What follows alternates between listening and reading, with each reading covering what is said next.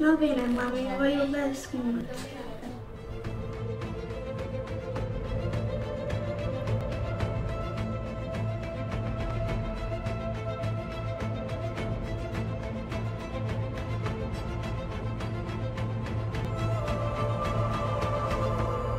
I have a 13-year-old girl right here who's desperately trying to get back to her 52-year-old lover boy.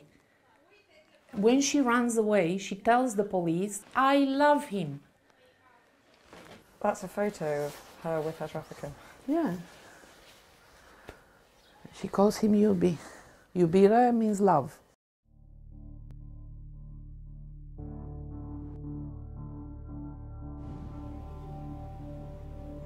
N-am avut alte alegere să vin, să ajung în Regatul Unit, că mi-a amenințat că mi-a copilul, mi-o omoară pe mama.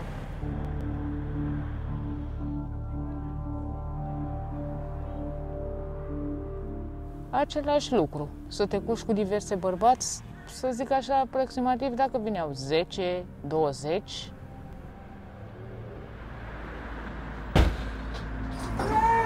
Police!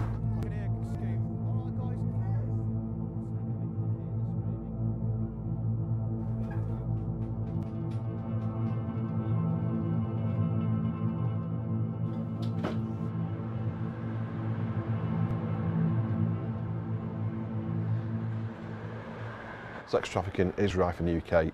I don't think we've got anywhere near the true picture of how many victims there are there. We don't know where to go to, we don't know where to go and visit. The houses, it's just a normal house on a normal street. People will have neighbours who are victims of sex trafficking.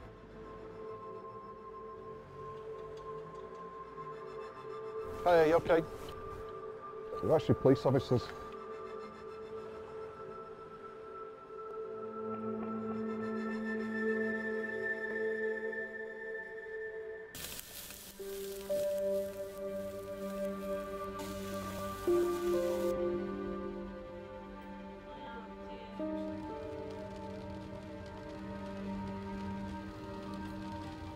Deci aici e locul unde am găsit-o pe portbagajul mașinii. Ea era drogată, vreau să vă spun că în portbagaj era drogată, nici nu putea să stea în picioare.